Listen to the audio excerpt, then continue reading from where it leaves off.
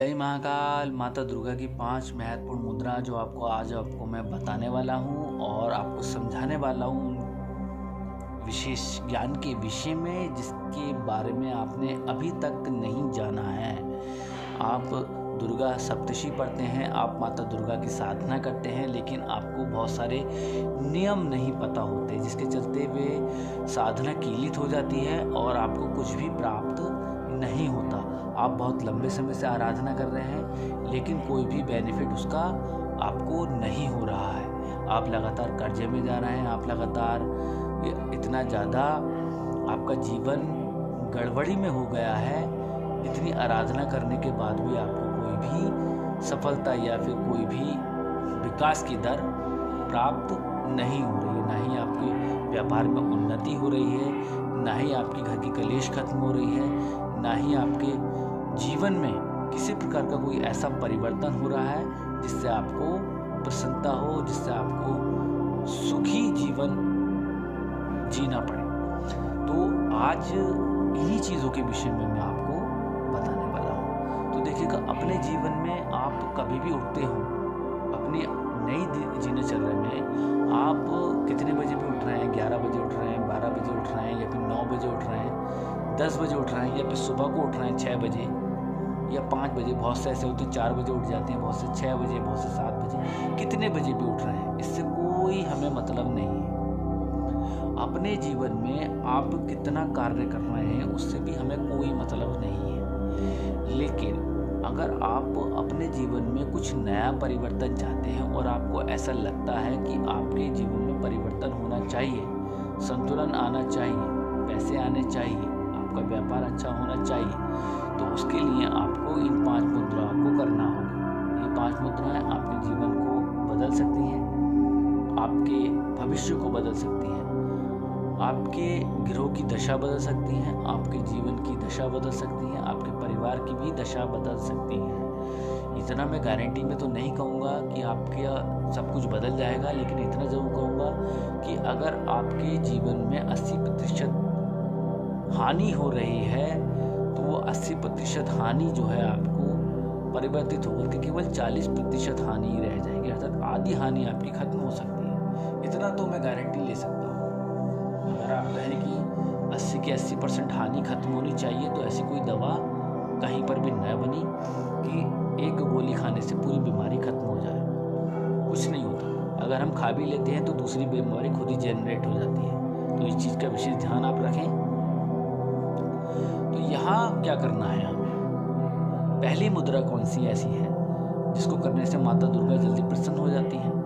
तो देखिएगा, पहली मुद्रा मैं आपको बताने वाला हूँ। कुछ इस तरीके से हाथों का दर्शन करना है। करने के बाद में अपने हाथ के अंगुष्ठ को इस तरीके से रखना है और यहाँ कुछ इस तरीके से कर लेना है और यहाँ इस पॉइंट पे दबाव देना है। जितना ज़्यादा दबाव देंगे इस पॉइंट पे, इस तरीके से यहाँ मिलने चाहिए और ये दबाव होना चाहिए।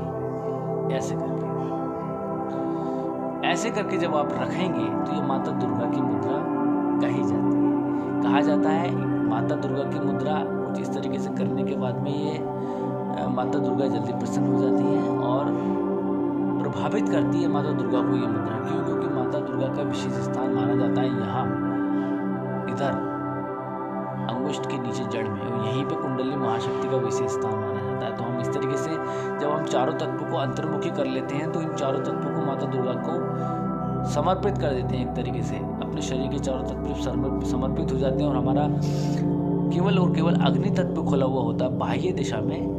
तब केवल हम कनेक्ट हो जाते हैं माता दुर्गा से, क्योंकि ये खुला हुआ है, शक्ति का प्रतीक है। अंगुष्ठ हमारा शक्ति का प्रतीक है। तो यहाँ कुछ इस तरीके से करना होता है। पहली चीज, पहली मुद्रा हो गई है, ठीक है, समझ लिए अच्छी तरीके से। पहली मुद्रा हो गई है। दूसरी मुद्रा में करना क्या है? आपको कुछ इस तरीके से आ जाना है, अंगुष्ठ को खोल के रखना है, ऐसे करके खोल कर रखना है यहाँ, और यहाँ कुछ इस तरीके से आपको आ जाना है। भैरव मुद्रा के सदृश्य करके इसको ऐसे करके बैठ जाना है नाभि के पास में।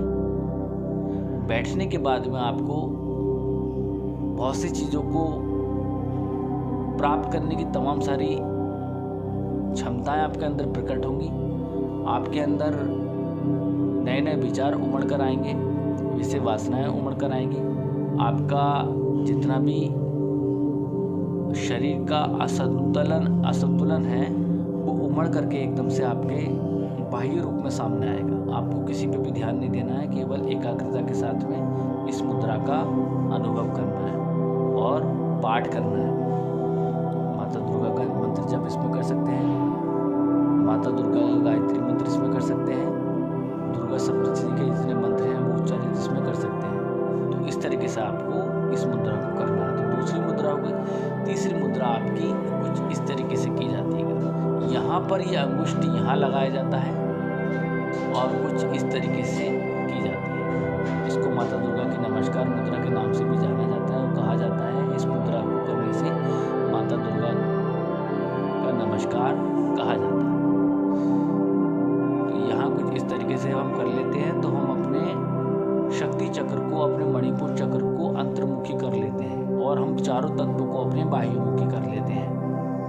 तो ये तीसरी मुद्रा ऐसी है जो हमारे चार चक्रों को बाह्यमुखी और एक चक्र को अंतर्मुखी करती है। यही अंतर्मुखी जब हम कर लेते हैं तो अपनी ऊर्जा को अंतर्मुखी कर लेते हैं। आंतरिक ऊर्जा की वृद्धि हम इस मुद्रा से होती है, पाचन शक्ति इससे दुरुस्त होती है, मणिपुर चक्र का इसका जागरण होता है, नेत्रों की शक्ति बढ़ जाती है, पाचन शक्ति बहुत अच्छी हो जाती है। इसकी एक वीडियो बनाई है मैंने, आप इसको देख सकते हैं अगर आपको उसको देखना है। तो ये तो 3 मुद्राएं इसमें हो गई माता दुर्गा की। चौथी मुद्रा कौन सी है?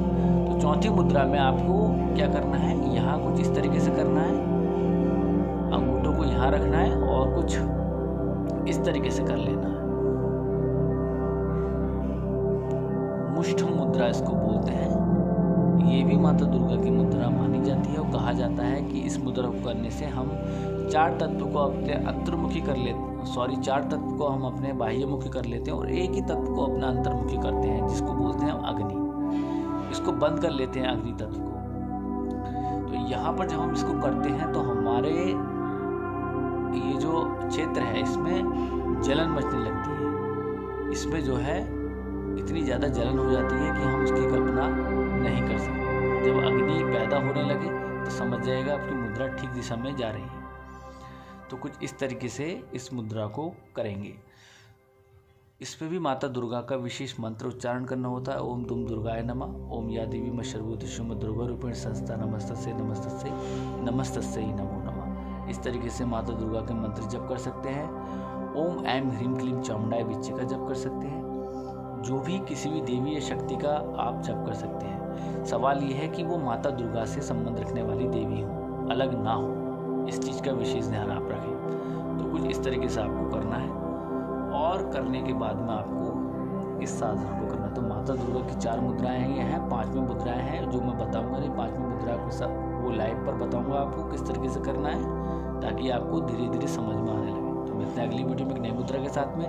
तब तक के लिए जय महाकाल।